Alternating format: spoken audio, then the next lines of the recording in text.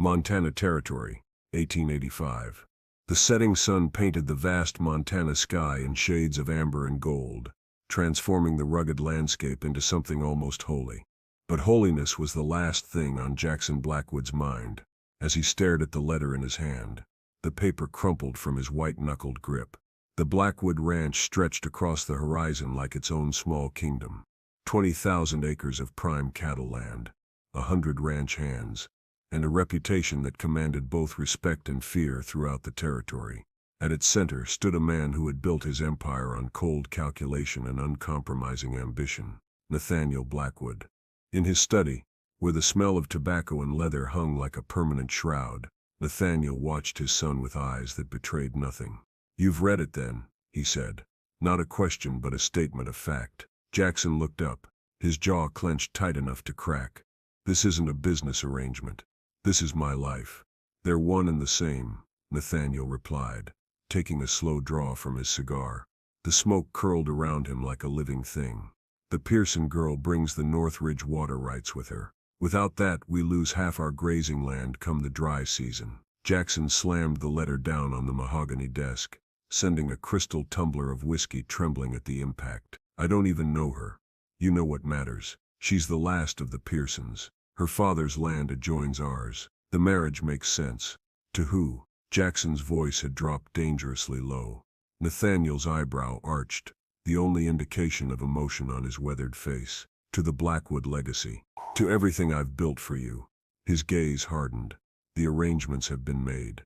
You'll marry Eleanor Pearson this Saturday at noon. And if I refuse?" A deadly silence filled the room, broken only by the ticking of the grandfather clock in the corner, marking seconds that seemed to stretch into eternity.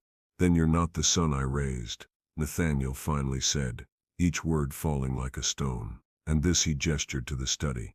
But they both knew he meant more, meant everything. "Will never be yours." Jackson stared at his father, searching for some crack in the granite facade, some hint of the man who had once taught him to ride and shoot. Finding nothing, he turned on his heel and strode out, the door slamming behind him with the finality of a coffin lid. Outside, the Montana air hit his lungs like a baptism. Jackson mounted his stallion, Thunder, without conscious thought, and rode hard toward the eastern boundary of the ranch. The wind whipped at his face, carrying the scent of sage and wild flowers, but he noticed none of it. Eleanor Pearson. The name echoed in his mind like a half-remembered dream. He had seen her once, years ago, at a territorial fair, a quiet slip of a girl with downcast eyes, who stuck close to her father's side. The local gossip painted her as plain, bookish, forgettable, and now she was to be his wife. "Damn it all to hell," he muttered, pulling Thunder to a stop at the ridge overlooking Silver Creek, where the boundary between Blackwood and Pearson land dissolved in the running water below. As the last light faded from the sky, a single question haunted him. What if there was more to Eleanor Pearson than the whispers suggested? The Pearson homestead stood in stark contrast to the imposing grandeur of Blackwood Ranch, where the Blackwood main house rose like a monument to success. The Pearson place spoke of quiet dignity and stubborn perseverance. The whitewashed clapboard gleamed in the morning light, surrounded by a garden that defied the harsh Montana climate with its riot of color. Inside, Eleanor Pearson stood motionless before the small mirror in her bedroom, her honey-blonde hair pinned back in a simple style, her gray dress buttoned high at the throat. No lace, no frills, just like her. "You look beautiful, Miss Eleanor," said Martha, the housekeeper who had been more mother than servant since Eleanor's own passed away a decade ago. Eleanor's reflection showed a woman of 25, with clear blue eyes that missed nothing and a mouth that rarely smiled. Not plain, as the rumors suggested, but possessing a quiet kind of beauty that required a second glance to truly appreciate. "I look exactly the same as I always do," Eleanor replied, smoothing down her skirts, "which I suppose is fitting considering the circumstances." "Now, Miss Eleanor." "It's all right, Martha." Eleanor turned away from the mirror. "I harbor no illusions about this arrangement. Jackson Blackwood is marrying my land, not me." Martha's weathered face creased with concern. "Your father would have wanted, my father would have wanted the land to stay in Pearson hands," Eleanor interrupted gently. "And in a way it will. This is the only choice that makes sense." Her voice softened, I've made my peace with it. But had she? As Martha left to prepare breakfast, Eleanor moved to the window that overlooked the rolling hills of her inheritance. 5,000 acres of prime Montana grassland, a small herd of prize cattle, and the precious water rights that had made Nathaniel Blackwood finally take notice of the neighboring family he'd spent years trying to drive out. Eleanor's father had been dead 6 months now, leaving her alone to manage what remained of the Pearson legacy.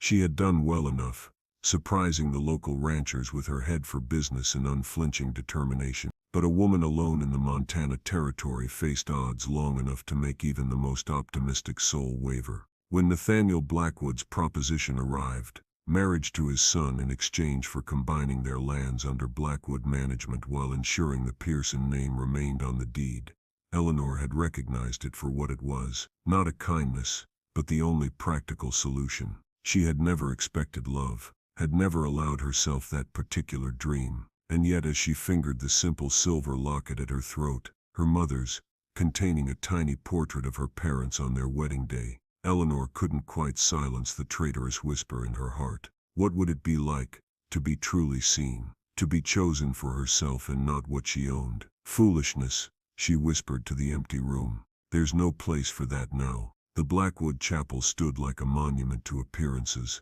built not from faith but from Nathaniel's determination to keep up with Eastern society's expectations. Its stained glass windows caught the midday sun, throwing kaleidoscope patterns across the assembled guests, most of whom had come out of curiosity rather than celebration. Jackson stood at the altar, his black suit impeccable, his posture rigid as a fence post. His eyes, the color of storm clouds, scanned the small crowd, noting who had come and who had sent convenient excuses. Politics, all of it. Even this. The doors opened, and a hush fell over the chapel. There was no music, no procession of attendants, just Eleanor Pearson, walking alone down the aisle, her gray dress, a stark contrast to the traditional white expected of brides. Jackson felt something unexpected catch in his throat. He had prepared for many things, resentment, resignation, even grim determination, but not this jolt of, what? Not quite recognition, not quite surprise, something that made him stand a little straighter as she approached. She wasn't what he expected, not plain, not forgettable. Her face held a quiet strength that commanded attention, and her eyes, clear blue, like Montana sky after rain, met his directly, without pretense or fear. As she took her place beside him, he caught the faint scent of lavender and something else. Books, perhaps. Whatever it was, it seemed incongruously intimate in this coldly arranged moment.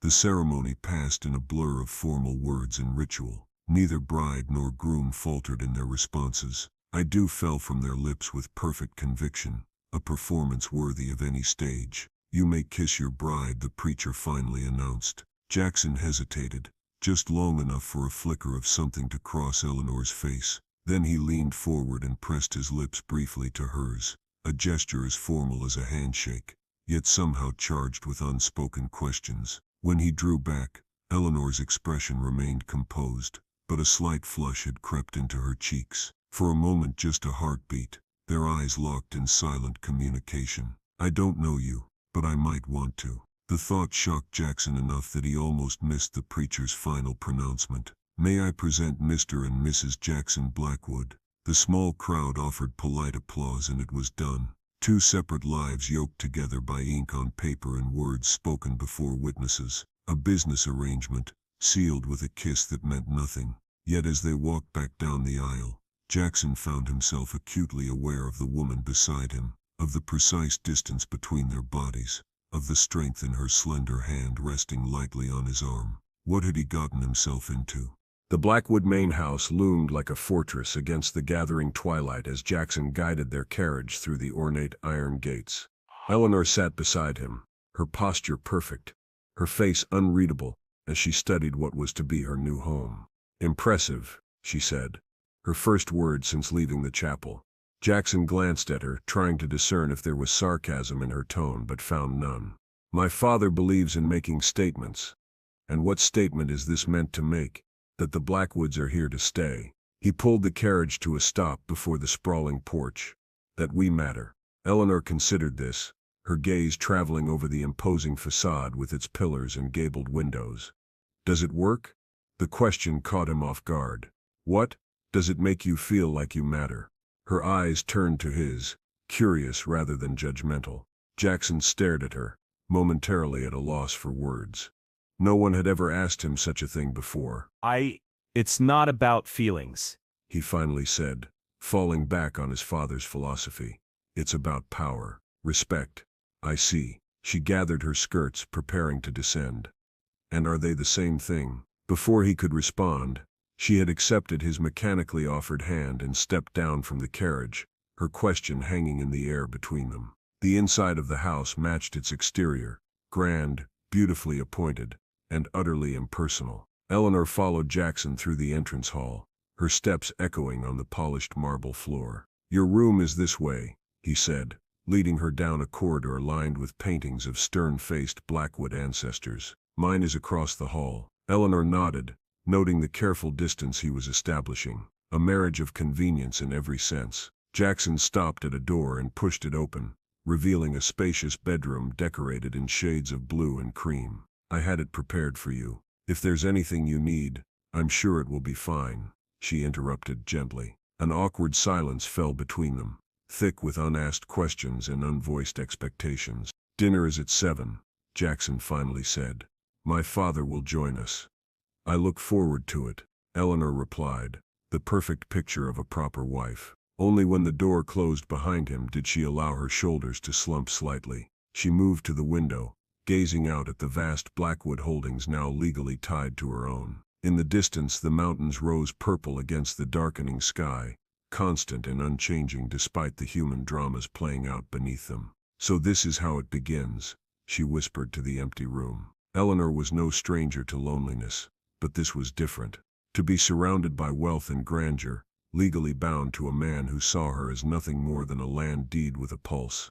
It was a peculiar kind of solitude. She unpacked methodically, arranging her modest belongings in the opulent room. Books on the bedside table, her father's pocket watch on the dresser, a small vase of wildflowers she had gathered that morning from her own garden. The last item gave her pause, bright spots of color that seemed almost rebellious against the carefully coordinated decor. But Eleanor left them there, a tiny reminder of the home and independence she had traded away. As she changed for dinner, she studied her reflection in the ornate mirror. Same face, same eyes, same Eleanor Pearson who had managed a ranch on her own for 6 months. Except now she was Eleanor Blackwood, a name that came with expectations and constraints she was only beginning to understand. One day at a time, she told her reflection firmly. Just like Father always said. With her head held high, she stepped into the corridor, ready to face whatever came next. Dinner at the Blackwood table was an exercise in calculated silence. Nathaniel Blackwood presided at the head, his presence commanding even in the simple act of cutting his steak. Jackson sat to his right, Eleanor to his left, a physical manifestation of the family hierarchy. I trust your accommodations are satisfactory, Mrs. Blackwood. Nathaniel addressed Eleanor, the new name falling from his lips with practiced ease. Very comfortable, thank you, she replied, matching his formal tone. Nathaniel nodded, satisfied with the response if not particularly interested in it. Jackson will show you the operations tomorrow. The spring roundup begins next week. I expect you'll find our methods somewhat different from the Pearson approach. Eleanor took a small sip of wine before responding. I look forward to learning. Though I should mention that the Pearson approach, as you call it, has maintained consistent profits even during the drought years. A flicker of surprise crossed Nathaniel's face before his expression settled back into impassive authority. Your father was a competent rancher. I'll grant him that. My father was an excellent rancher, Eleanor corrected quietly. And he taught me everything he knew. Jackson nearly choked on his water, unused to hearing anyone contradict his father so directly, yet so politely. He glanced at Eleanor with new interest, noting the steel beneath her composed exterior. Nathaniel studied her for a long moment, then inclined his head slightly. We'll see how that education serves you here. The Blackwood operation is considerably larger. Size isn't everything, Mr. Blackwood, Eleanor remarked, cutting her meat with precise movements. Sometimes it's about how efficiently resources are managed. Jackson couldn't help the small smile that tugged at his lips, quickly hidden behind his napkin. His father, surprisingly, didn't bristle at the implicit criticism. Instead, a gleam of something like respect appeared in his eyes. Indeed, Mrs. Blackwood. Indeed. He turned to business then, discussing cattle prices and breeding plans with Jackson, effectively dismissing Eleanor from the conversation. She didn't attempt to insert herself, content to observe the dynamic between father and son. What she saw troubled her. Jackson's deference, his careful responses calibrated to meet his father's expectations rather than express his own thoughts. It was like watching a skilled rider on a horse too tightly reined. All technical precision, no joy or freedom in the movement. Later, as they prepared to retire for the night, Jackson walked Eleanor to her door, the silence between them somehow both awkward and companionable. "You surprised him," Jackson said finally. "Not many people do that." Eleanor paused at her doorway. "I wasn't trying to. I simply spoke the truth. The truth isn't always welcome at that table. Then perhaps it's time for a change." She met his gaze directly. "Good night, Jackson." "Good night, Eleanor." As her door closed between them, Jackson stood there longer than necessary, puzzling over the enigma he had married. She wasn't at all what he had expected. Not a timid mouse to be overshadowed by the Blackwood ambition, but a woman with her own mind, her own strength. For the first time since receiving his father's ultimatum, Jackson felt something besides resentment, curiosity. The next morning dawned clear and crisp, the kind of spring day that promised summer's warmth, while still holding winter's bite in the shadows. Eleanor rose early, dressing in her most practical skirt and a simple shirtwaist, her hair braided and pinned securely. If she was to learn the Blackwood operation, she would do so properly. She was surprised to find Jackson already at the breakfast table, nursing a cup of coffee and studying a ledger with furrowed brows. "Good morning," she offered, pouring herself coffee from the silver pot. Jackson looked up, momentarily startled by her presence, as if he'd forgotten their new arrangement. "Morning. Sleep well?" "Well enough." She settled across from him. "What has you so concerned this early?" He hesitated, clearly unaccustomed to discussing business with a wife. But then, this was no ordinary marriage. Discrepancies in the cattle counts from the winter pasture were down more than expected. Eleanor buttered a slice of toast thoughtfully. Disease or predators? Neither, according to the foreman. No unusual carcasses found. He frowned. "Which leaves rustlers, or miscounting," Eleanor suggested. "The Pearson South Range borders your winter pasture. We had a number of strays cross over this season, about 30 head, if I recall correctly." Jackson's eyebrows rose. "You have our cattle?" "Had," she corrected. "I sent word to your foreman last month. When no one came to claim them, I had them driven back to what I assumed was their proper range." Harding never mentioned it. "Perhaps you should ask him why." Eleanor sipped her coffee, watching Jackson over the rim of her cup. He studied her with new appreciation. "You keep track of the strays personally." "I keep track of everything personally, Jackson. It's the only way to run a successful ranch." A grudging respect flickered in his eyes. "My father wouldn't agree. He believes in delegation." "There's a difference between delegation and abdication." Eleanor set down her cup. "But then we likely learned ranching under very different circumstances." Before Jackson could respond, the ranch foreman, Harding, appeared at the door, hat in hand. "Mornin', Mr. Blackwood, ma'am." He nodded to Eleanor, his expression revealing nothing of his thoughts about the new Mrs. Blackwood. "Harding." Jackson's tone had shifted, becoming more authoritative. "Mrs. Blackwood tells me she returned about 30 head of our cattle that strayed onto Pearson land last month. You neglected to mention that." Harding's weathered face remained impassive. "Must have slipped my mind, sir. Been busy with the spring preparations. Too busy to account for 30 head of prime Blackwood beef." Jackson's voice had a dangerous edge now. Eleanor interrupted smoothly. "Perhaps Mr. Harding could show us both the winter pasture today. I'd be interested to see how it compares to the Pearson approach." Her diplomatic intervention diffused the tension, though Jackson's sharp glance told her he recognized the maneuver. "Fine idea," he agreed, after a moment. "Have the horses saddled, Harding. We'll leave in 20 minutes. As the foreman departed, Jackson turned to Eleanor with a quizzical expression. "You didn't have to protect him." "I wasn't protecting him. she replied, rising from the table. I was protecting the rhythm of the day. There will be time enough to address discrepancies once we've seen the full operation. She paused at the doorway. Besides, a wise rancher never makes accusations without gathering all the facts first. Jackson watched her leave, struck by the practical wisdom in her words. Wisdom his father, for all his business acumen, often lacked in favor of swift judgment. Nathaniel Blackwood ruled by fear and respect, not by understanding. For the first time, Jackson wondered if there might be another way to lead. The Montana landscape unfurled before them like a living canvas, rolling hills of spring green, still snow-capped mountains in the distance, the occasional cluster of cattle grazing peacefully under a vast blue sky. Eleanor rode confidently beside Jackson, her posture easy in the saddle, her eyes constantly scanning their surroundings. Your seat is excellent, Jackson observed as they crested a hill overlooking a lush valley. Most Eastern ladies I've met ride, as though they're afraid the horse might remember it's an animal. A small smile touched Eleanor's lips. I'm hardly an Eastern lady. I was riding before I could walk properly. My father believed a rancher who couldn't ride was like a fish who couldn't swim.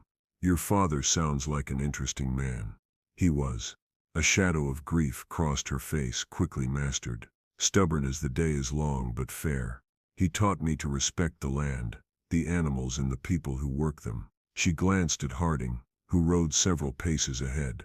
He also taught me that loyalty goes both ways. You earn it by giving it.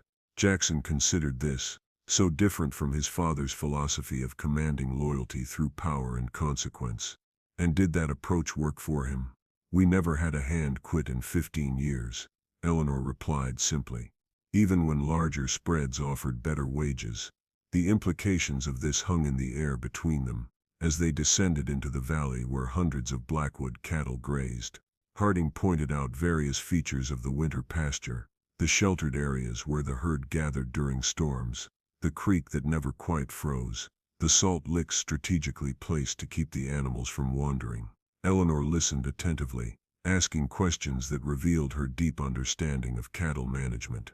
Gradually, Harding's initial wariness gave way to something approaching respect as he recognized a fellow expert rather than a decorative wife to be humored.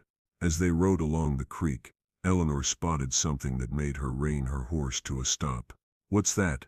Jackson followed her gaze to what appeared to be fresh-cut branches piled near the water's edge. Looks like someone cleared some brush, in that particular pattern. Eleanor was already dismounting, handing her reins to a surprised Jackson before picking her way carefully to the suspicious arrangement. Harding shifted uncomfortably in his saddle. Probably just debris from the spring runoff, ma'am. Nothing to concern yourself with. But Eleanor was already kneeling, examining the ground around the branches. This was deliberately placed, she said, looking up at Jackson with sharp eyes. And recently, Jackson dismounted, joining her by the creek bank. What are you thinking? I'm thinking someone wanted to change the flow of this creek. She pointed to subtle markings in the mud. See how the water's being diverted, just enough to create a shallow crossing about 50 yards downstream. Understanding dawned on Jackson's face. A cattle crossing, easily dismantled after use. Exactly. Eleanor stood brushing dirt from her skirts. Your rustlers aren't miscounted strays, Jackson. They're being deliberately driven off your land. Jackson turned to Harding, whose face had gone carefully blank. Did you know about this? The foreman's silence was answer enough. How long? Jackson's voice was deadly quiet. Harding straightened in his saddle. Mr. Blackwood, your father, he has arrangements, keeps the peace with certain elements that might otherwise cause trouble. Arrangements, Jackson repeated, the word tasting bitter on his tongue. You mean my father allows rustling on our land? He allows a certain amount of redistribution, Harding replied carefully, to folks who might otherwise be inclined to more destructive activities. Been that way for years. The revelation hit Jackson like a physical blow. All his father's lectures about protecting the Blackwood legacy, about making hard decisions for the greater good, and all the while, he'd been sacrificing their stock in a devil's bargain with thieves. Eleanor watched the play of emotions across Jackson's face. Shock, betrayal, anger. She stepped closer, not touching him, but offering her presence as anchor in the storm. Who? Jackson finally asked, his voice rough with controlled fury. Harding hesitated. Tell me who's behind this, or you can ride back to the main house and pack your things. Jackson snapped. The Mackenzie outfit, Harding finally said. They take about 20 head a month, less in winter, more come spring. Your father, he says it keeps them from burning barns or poisoning wells. Eleanor's eyes widened slightly. The Mackenzies were notorious throughout the territory, a loosely organized clan with fingers in everything from protection rackets to corrupt politics. More than one rancher had gone mysteriously bankrupt after crossing them. And this has been happening all along, Jackson said. The question not really a question at all. Harding nodded slowly. Since before your time, Mr. Blackwood. Jackson stood silent for a long moment, staring at the diverted creek, as if it represented every lie his father had ever told him. When he finally spoke, his voice was calmer, but with an undercurrent of steel that Eleanor hadn't heard before. Ride back and tell my father I want to see him, alone, then pack your things. Mr. Blackwood, you're done here, Harding. You've been lying to me while stealing from my family. Your father's orders. I'm not my father. Jackson's gaze was unflinching. And this is my land now. As Harding rode away, the slump in his shoulders betraying his resignation, Eleanor studied her husband with new eyes. This wasn't the carefully controlled man who had stood beside her at the altar, nor the deferential son she had observed at dinner. This was someone else entirely, someone with his own moral compass, now discovering it might not align with his father's. What will you do? She asked quietly. Jackson turned to her, seeming almost surprised to find her still there. I don't know yet, but I won't keep paying protection money disguised as stolen cattle. The Mackenzies are dangerous, Eleanor cautioned. Your father might have had reasons. My father has been teaching me that power comes from strength and control, Jackson interrupted, all while giving away both to men who threaten him. He shook his head in disgust. What kind of legacy is built on fear and compromise? Eleanor considered this, choosing her words carefully. Perhaps there's a middle path, neither capitulation nor open war. Jackson looked at her questioningly. You're not alone in this anymore, she said simply. The combined Blackwood-Pearson holdings make you the largest landowner in the territory. That's political power that even the Mackenzies have to respect. Us, Jackson corrected. The largest landowners in the territory. This is your fight too now if you want it. Something shifted between them in that moment. A recognition of partnership beyond the paper that bound them. An alliance of choice rather than necessity. Eleanor nodded once, decisively. Then let's fight it together. But first I think you need to have a conversation with your father. As they mounted their horses to return to the main house, the distance between them seemed somehow less vast than it had been that morning. Not quite intimacy, not yet trust, but the beginning of something that might with care grow into both. The confrontation between father and son shook the Blackwood house to its foundations. Eleanor didn't witness it directly. She had retreated to her room when Nathaniel stormed in, his face thunderous at being summoned like a common hand, but the raised voices carried through the thick walls nonetheless. Fragments reached her as she sat by the window, pretending to read, "Decades of peace, compromising our principles, the way things are done." And then Jackson's voice, clearer than she'd ever heard it.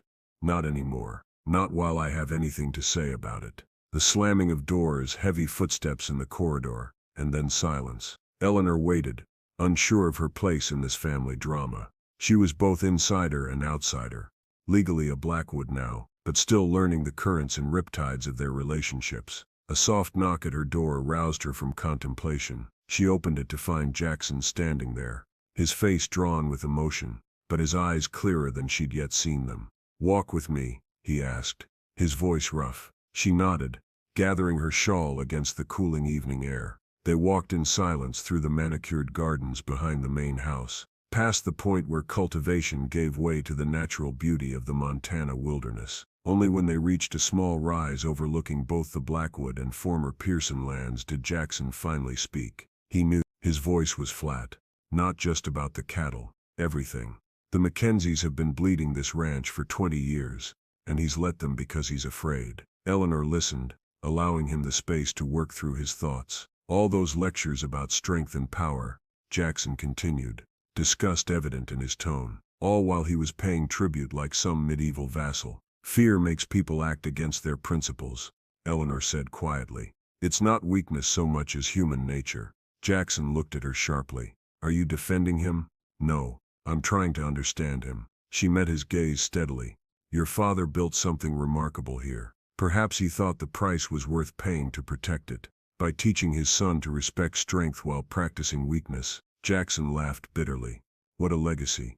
Legacy isn't just what we inherit, Jackson. It's what we choose to do with it. Eleanor's voice was gentle but firm. Your father made his choices. Now you get to make yours. The evening breeze stirred the tall grass around them, carrying the scent of earth and growing things. In the distance a lone wolf howled, a plaintive sound that spoke of wild freedom and the ancient rhythms of the land. Jackson's posture gradually relaxed, as anger gave way to resolution. He told me to reconsider. Said the Mackenzies would burn us out if we stopped the arrangement. And what did you say? A small grim smile touched his lips. I told him I'd rather rebuild from ashes than live in a house built on fear. Eleanor felt an unexpected surge of pride. What happens now? Now we prepare. Jackson turned to her, his expression softening slightly. I won't lie to you, Eleanor. This could get dangerous. If you want to go back to the Pearson place.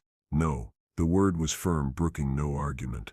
We're partners in this, remember. Besides, she added with a hint of humor, I have quite a lot invested in Blackwood Ranch now. Jackson studied her face in the fading light, seeing perhaps for the first time not just her beauty but her strength, her intelligence, her unwavering courage. Why did you agree to this marriage? He asked suddenly. The truth. Eleanor considered the question, weighing honesty against pride. Survival, she finally said. After my father died, I managed well enough, but a woman alone. The bank was making noises about calling in loans. The neighboring ranchers were circling like vultures. Your father's offer meant I could keep my land, if not my independence. And now that you know what you've married into. Her blue eyes held his clear and direct. Now I think perhaps we might build something better than either of us could alone. It wasn't a declaration of love. It wasn't even really a declaration of friendship. But in that moment it was enough. A foundation of honesty on which something true might grow. Jackson nodded, accepting her answer. As the first stars appeared in the darkening sky, they stood together on the hillside, two people bound by circumstance but just beginning, to choose each other. Fire has always been both destroyer and purifier in the West, a force that ravages and renews in equal measure. In the dry heat of a Montana summer, it becomes an ever-present threat, a whispered possibility in every spark and ember. The attack, when it came, wasn't entirely unexpected. Jackson had refused the Mackenzies' collector when he came for the monthly tribute, sending him back with a message that the arrangement was over. Eleanor had helped prepare for the likely retaliation, working with Jackson to organize the ranch hands into patrol groups, storing extra water barrels at strategic points, keeping horses saddled and ready. But preparation is one thing, reality another entirely. The fire started just after midnight, when the darkness was deepest, not at the main house, where it would have been quickly spotted, but at the farthest edge of the grazing land, where the dry summer grass would carry flames faster than a galloping horse. Eleanor woke to the smell of smoke before the alarm bells began ringing. She was dressed and down the stairs before Jackson reached her door, meeting him in the main hall. East Range, he said tersely, buckling on his gun belt. Mackenzie's, almost certainly. Eleanor was already moving toward the kitchen, where she'd stored bandages and burned salve in anticipation of this moment. The men, mounting up now, he hesitated, clearly torn between asking her to stay safe and recognizing her right to fight for her land too. Eleanor made the decision for him, grabbing her riding coat from the hook by the door. I'll bring the medical supplies. The North Creek bed should create a natural firebreak if we can get the cattle moving in that direction. Jackson nodded, accepting her choice without argument. Be careful, was all he said before they both stepped out into the chaos of the ranch yard. The eastern sky glowed an unnatural orange, smoke already drifting across the stars like a malevolent fog. Ranch hands raced in all directions, shouting instructions and gathering equipment. Horses whinnied nervously, sensing the danger in the air. Eleanor mounted her mare with practiced ease, securing the medical supplies behind her saddle. Jackson swung up onto Thunder beside her, his face grim in the torchlight. "Stay close to Ramon," he instructed, nodding toward his most trusted hand. "If things get too dangerous, I know when to retreat," Eleanor assured him. "But those cattle are as much mine as yours now. I won't abandon them." Something flickered in Jackson's eyes, respect, concern, and something deeper that neither of them was ready to name. He nodded once, then signaled to the assembled men. "Let's ride." The thundering of hooves filled the night as they galloped toward the growing inferno, each rider knowing their role in the desperate battle ahead. Mia's fire has its own voice, a hungry roar that devours everything in its path. As they crested the ridge overlooking the East Range, the full magnitude of the disaster revealed itself. A wall of flame, taller than a man on horseback, swept across the grassland, driven by the relentless summer wind. "Dear God," someone whispered behind Eleanor. Jackson didn't waste time on shock. "Ramon, take your group north and start a backfire along the creek line. Miller, get the cattle moving northwest. The rest of you, wet blankets and shovels. We need a fire break running east to west along that rock outcropping." Men scattered to their tasks with grim efficiency. Eleanor rode alongside Miller's group, heading for the panicked cattle visible as dark shapes against the hellish glow. The animals were already moving restlessly, bellowing their fear as smoke thickened the air. Working together, they began herding the frightened beasts away from the advancing flames, using the natural contours of the land to guide them toward safety. Eleanor's mare responded to the slightest pressure of knee or rein, allowing her to focus on the terrified calves that risked being trampled in the confusion. Time lost all meaning in the smoke and chaos. Minutes or hours later, Eleanor couldn't tell which, she found herself separated from the main group,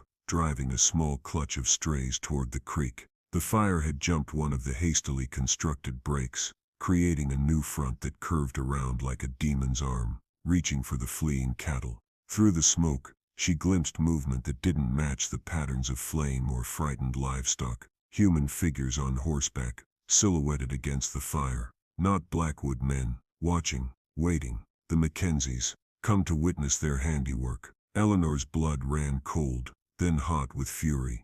Without conscious thought, she turned her mare toward them, only to be cut off by Jackson appearing suddenly through the smoke. "Eleanor," his voice barely carried over the roar of the fire. "Get to the creek, now. They're here," she shouted back, pointing toward the distant riders. "The Mackenzies." Jackson's head snapped around, following her gesture, his expression hardening as he spotted the observers. For a moment, she thought he might charge them, a single man against whatever forces they had brought. Instead, he turned back to her. "The cattle first. We'll deal with them later." It was the right decision, the logical choice, but the restraint it required showed in every tense line of his body. Eleanor nodded, turning back to the task at hand. Together, they drove the remaining strays toward safety, working in seamless coordination, despite having never herded together before. By dawn, the worst was over. The fire had consumed nearly 1,000 acres of prime grazing land, but the backfires and natural barriers had finally contained its spread.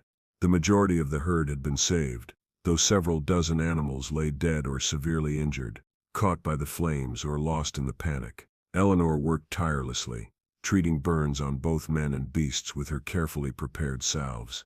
Her dress was torn and scorched, her face streaked with soot, but her hands remained steady as she bandaged and soothed. She found Jackson by the creek, washing smoke and ash from his face in the clear water. He looked up as she approached, his expression softening at the sight of her. "You're hurt," she said, noticing the angry red burn along his forearm where his shirt had caught fire. "It's nothing." "It's not nothing," she contradicted, kneeling beside him and removing a jar of salve from her pocket. "Give me your arm." Too exhausted to argue, he complied, wincing slightly as her cool fingers applied the medicine to his blistered skin. "You were magnificent out there," he said quietly. Eleanor's hands paused briefly before resuming their gentle work. "I did what needed doing, same as you. Not everyone would have." His eyes, red-rimmed from smoke but intensely blue in the morning light, held hers. "You could have stayed at the house, been safe." "This is my home now," she said simply. My land. My responsibility. She finished bandaging his arm and sat back on her heels. Besides, I'm beginning to think that nowhere is truly safe until the Mackenzies are dealt with. Jackson's expression darkened. They were watching, enjoying the show. I know. Eleanor looked out over the blackened landscape, where tendrils of smoke still rose from smoldering patches. This was a warning. Next time will be worse. There won't be a next time, Jackson said, his voice hard with resolve. I'm ending this. Fear and determination warred within Eleanor's heart. How? I don't know yet. He ran his uninjured hand through his ash-streaked hair. But I will not live under their shadow any longer. I will not be my father. In that moment, filthy and exhausted as they both were, Eleanor felt something shift between them, a deepening of the tentative bond that had been forming since their wedding day. This man before her was not the Jackson Blackwood she had agreed to marry, the deferential son, the reluctant bridegroom. This was someone braver, truer to himself, determined to forge his own path. And she, Eleanor realized with a clarity that startled her, wanted to walk that path beside him, not just as a business partner, not just as a convenient ally, but as something more. We will find a way, she said, reaching out to briefly touch his hand. Together. The simple contact lingered between them, a promise more binding than their wedding vows had been. The Mackenzies struck again 3 days later, not with fire this time, but with blood. 2 of the Blackwood Ranch hands were found dead by the western boundary, their bodies left as a message, pay or suffer. That night, Jackson called a meeting of every man on the ranch, laying out the situation with brutal honesty. The Mackenzies have been bleeding this ranch for years, he told the assembled hands, standing tall in the bunkhouse despite his exhaustion. My father paid them protection money disguised as stolen cattle. I've stopped that arrangement, and now they're showing their true colors. Murmurs ran through the crowd. Some of the older hands had suspected as much, while the younger ones looked shocked at the revelation. I won't ask any man to fight my battles, Jackson continued. Anyone who wants to ride out now can do so with my blessing and a month's pay in his pocket. Eleanor, standing quietly at the back of the room, felt a surge of pride at his words. This was leadership, not Nathaniel's rule by fear and manipulation, but something more honest, more worthy of loyalty. Not a single man moved toward the door. Old Pete, who had been with the Blackwoods longer than anyone, stepped forward. Mackenzie's been terrorizing folks in this territory for nigh on 30 years, Mr. Blackwood. About time someone stood up to him. We're with you. A chorus of agreement rose from the men. Jackson nodded, something like hope kindling in his eyes. Then here's what we do. The plan was bold, risky, but built on a simple truth. The Mackenzies' power came from fear and isolation. By standing alone, each rancher became vulnerable. United, they might have a chance. Eleanor suggested reaching out to neighboring spreads that had also suffered Mackenzie taxation. Jackson sent riders with carefully worded messages, calling for a secret council at neutral ground. While they waited for responses, they fortified the ranch, posting guards, moving the remaining herd to more defensible pastures, and preparing for another attack. Each night, Eleanor and Jackson would meet in the study, poring over maps and discussing strategy until exhaustion claimed them. If Nathaniel noticed their growing alliance, he said nothing, retreating further into his bitterness and whiskey. They were reviewing the latest reports when Ramon burst in without knocking, something he would never normally do. Riders coming, he said tersely. Mackenzies, about 20 of them. Jackson was on his feet instantly. Alert the men, defensive positions. As Ramon raced to comply, Jackson turned to Eleanor. Get to the root cellar. There's a hidden compartment with guns and supplies if no. Eleanor stood, straightening her spine. This is my fight too. I can shoot as well as any of your men. Eleanor, would you ask any other capable fighter to hide? She challenged, already moving to retrieve the rifle she kept in the corner cupboard. You need every gun, Jackson. Their eyes locked in a silent battle of wills. Finally, Jackson nodded, recognizing both the truth of her words and the futility of arguing with her. Stay close to the house. Upper windows give the best vantage point. Together they moved to the front porch, watching as the line of riders approached in the fading evening light. At their head rode a man Eleanor recognized immediately from descriptions, Damon Mackenzie, patriarch of the clan. his silver hair gleaming in the dusk. The riders halted beyond rifle range, and Damon raised his hand in mocking greeting. "Blackwood," he called, his voice carrying across the distance. "Time to talk business." Jackson stood at the top of the porch steps, deliberately exposed but with Eleanor and 3 of his best men covering him from concealed positions. "I believe we've already concluded our business, Mackenzie," he called back. "Your services are no longer required." Laughter rippled through the Mackenzie riders, an ugly sound. Damon's smile didn't reach his cold eyes. "That's not how this works, boy. Your daddy understood the arrangement. Time you learned the same lesson." "My father's arrangements died with his courage," Jackson replied evenly. "This is my land now. You're not welcome on it."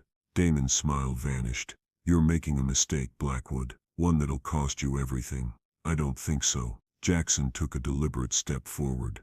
"You see, I've been talking to the Hendersons, the Wilsons, the Pearsons." He gestured to Eleanor, now visible at his shoulder, rifle in hand, and many others. "Turns out none of us much like being bled dry by parasites." A flicker of unease crossed Damon's weathered face. Big talk from a man surrounded.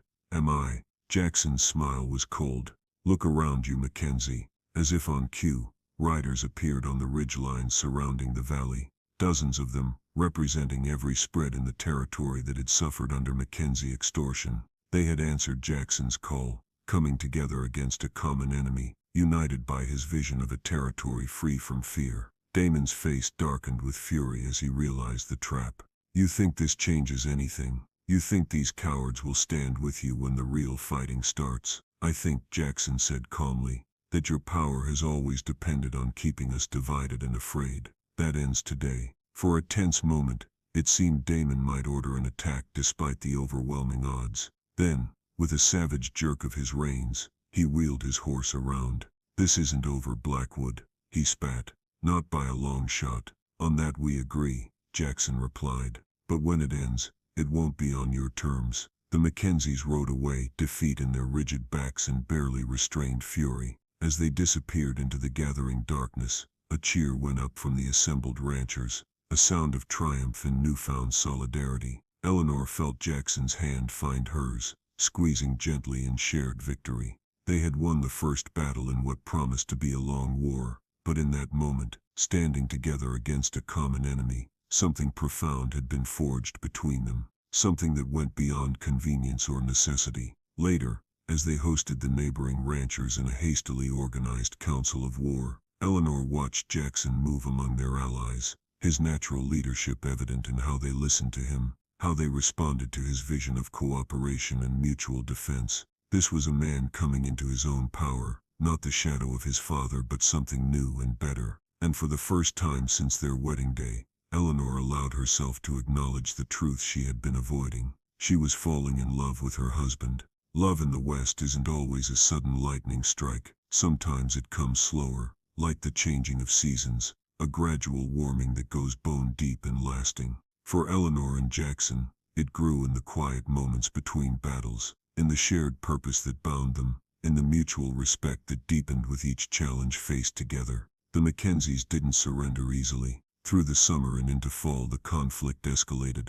Cattle stampeded, water sources fouled, midnight raids met with increasingly organized resistance. The coalition of ranchers held firm, finding strength in unity, where once there had been only isolated vulnerability. Through it all, Eleanor stood as Jackson's partner and equal, her practical wisdom balancing his decisive action, her calm steadiness a counterpoint to his intensity. They learned each other's strengths and weaknesses, adjusting to accommodate both, becoming something greater together than either could be alone. The shifting nature of their relationship remained largely unspoken, expressed instead in lingering glances, in the casual brush of hands when passing maps or coffee cups, in the way they gravitated toward each other in any room. At night, they still retired to separate bedrooms, but the space between those doors felt increasingly arbitrary, a final boundary neither was quite ready to cross. Until the night Damon Mackenzie himself led an attack on the main house.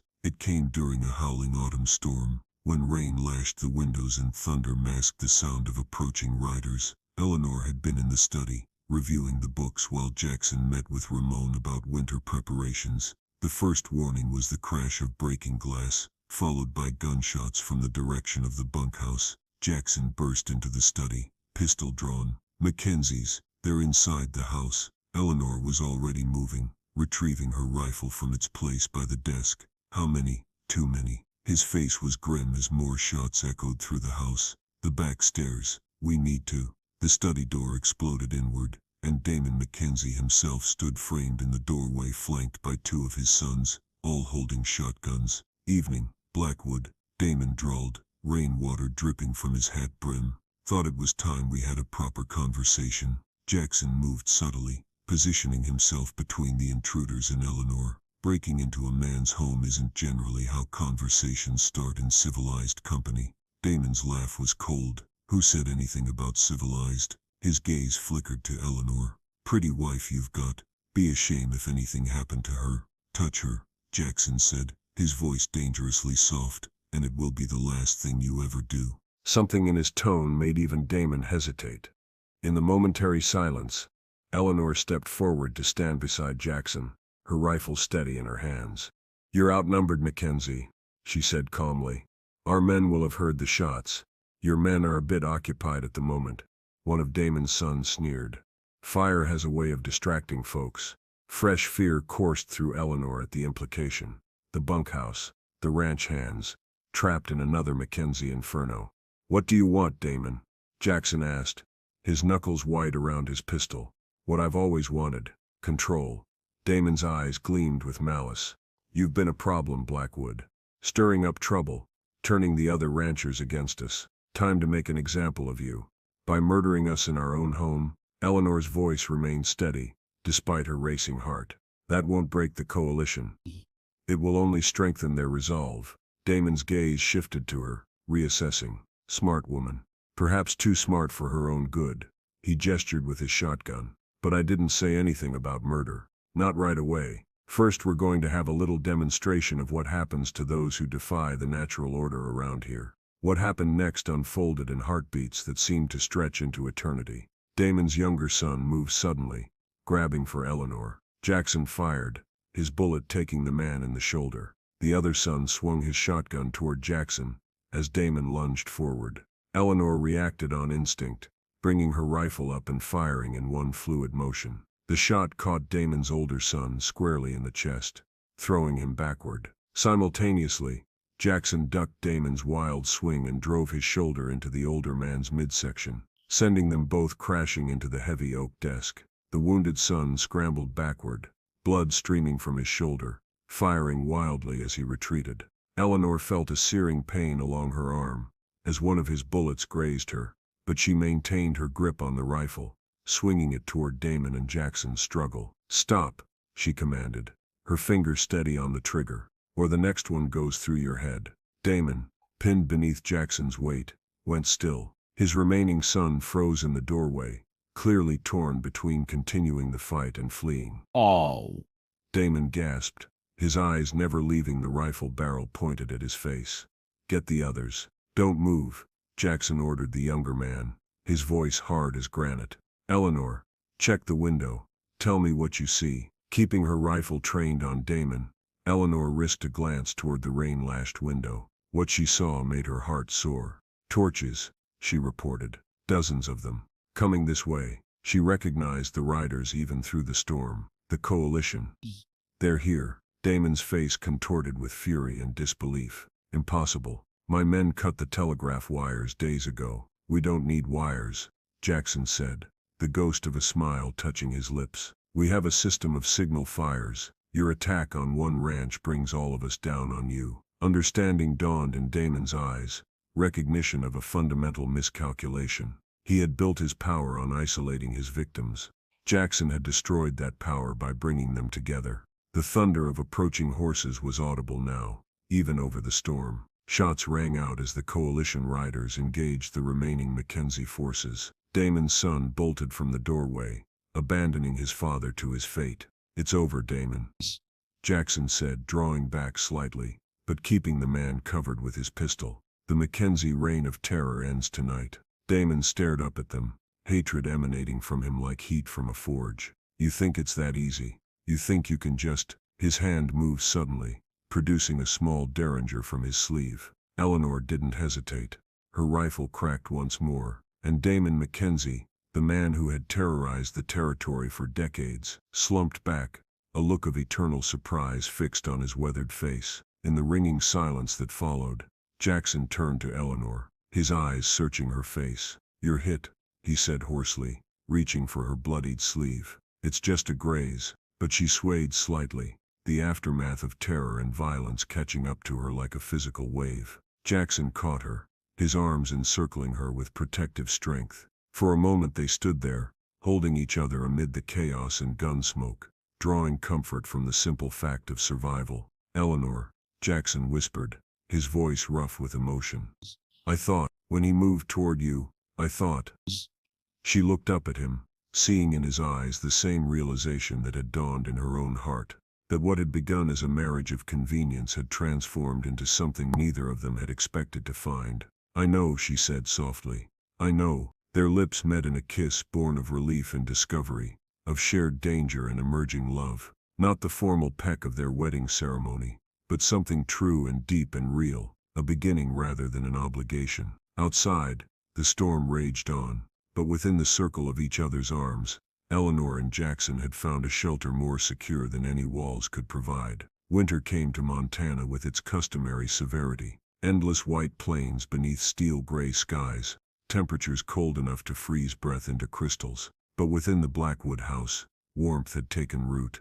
The Mackenzie threat had ended with Damon's death, and the subsequent arrests of his remaining sons and lieutenants. The coalition of ranchers, having tasted the power of unity, formalized their alliance into a proper association, with Jackson elected as its first president. Nathaniel Blackwood, confronted with the consequences of his years of fearful appeasement, had retreated to his rooms in a haze of bitterness and declining health. Jackson visited him daily, offering reconciliation that his father was not yet ready to accept. Eleanor had thrown herself into integrating the Pearson and Blackwood operations, implementing the most effective practices from both. Under her guidance, the combined ranch was thriving despite the loss of grazing land to the fire. And in the quiet evenings, before the crackling hearth in what had become their bedroom, Eleanor and Jackson discovered each other anew, not as business partners or reluctant spouses, but as lovers, friends, true companions on a shared journey.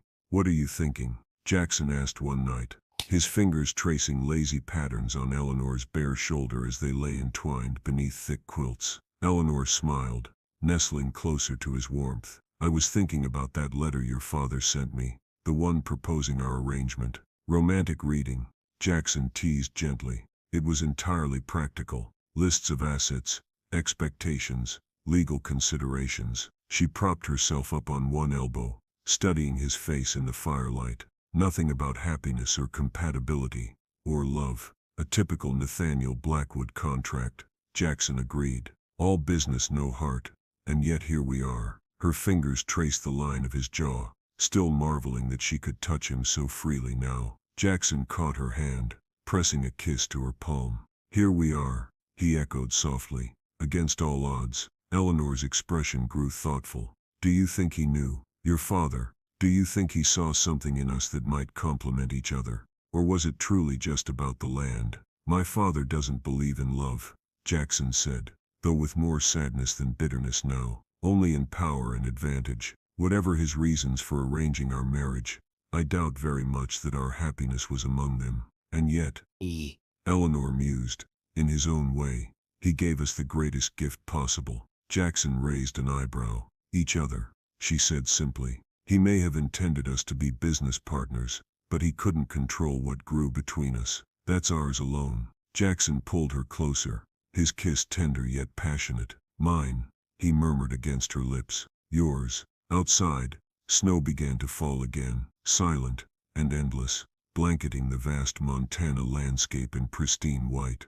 But Eleanor and Jackson noticed nothing beyond each other, beyond the miracle of finding love where they had expected only obligation. Miss Spring came early that year, as if nature itself were celebrating new beginnings. The once burned eastern pastures sprouted vibrant green, nourished by the very ash that had seemed so devastating. Calving season brought new life to the herds, and the Blackwood Pearson Ranch established itself as the territory's most prosperous operation. On a perfect May morning, exactly 1 year after their wedding day, Jackson and Eleanor stood together on the hillside, where they had once discussed legacy and fear in the aftermath of discovering his father's secret arrangement with the Mackenzies. "Hard to believe it's been only a year," Eleanor said, gazing out over their combined lands now peacefully thriving. "So much has changed." Jackson's arm tightened around her waist. "For the better, I'd say." "Your father would disagree." Nathaniel had finally departed for a specialist in Denver, his health continuing to decline despite the ranch's prosperity. "My father is still learning that power built on fear is no power at all," Jackson replied. "Real strength comes from connection, from trust." He turned to face her fully, his eyes warm with love. "From partnership." Eleanor smiled, leaning into his embrace. "Is that what we have? A partnership?" "We have something far rarer," he murmured, his lips brushing her forehead. "We have a love that wasn't planned or expected, one that grew despite everything. Like wildflowers after fire," Eleanor said softly, "finding life where there seemed only destruction." Jackson nodded, a smile playing at his lips, and far more beautiful for being unexpected. They stood together in comfortable silence, watching as a herd of Blackwood cattle grazed peacefully alongside Pearson's stock, the brands no longer signifying division but a united legacy they were building together. "What do you think happens next?" Eleanor asked, her hand finding his. Jackson's fingers intertwined with hers, strong and sure. "I don't know exactly," he admitted, "but whatever comes, we face it together. That's the only certainty I need." Eleanor leaned her head against his shoulder, feeling the steady beat of his heart against her cheek. "Together," she echoed, "from a marriage of convenience to a love of choice." And as the Montana sun warmed the awakening land around them, Jackson and Eleanor Blackwood stood united, not by papers or properties or arrangements, but by the most powerful force of all, a love freely given, deeply rooted, and strong enough to thrive even in the harshest terrain of the wild, wild West. Asterisk, in a world that often values possession over passion and power over partnership, remember that true love grows not from obligation, but from choice, from seeing someone completely and choosing them every day. Sometimes the most beautiful relationships begin in the most unexpected circumstances, when we open our hearts to possibilities beyond what we thought we wanted. Asterisk. If this journey through the Montana territory touched your heart, don't forget to like, comment, and subscribe for more tales of courage, sacrifice, and love that transcends all boundaries. Until our next adventure together, may you find the freedom to choose your own path and the courage to follow your heart wherever it leads.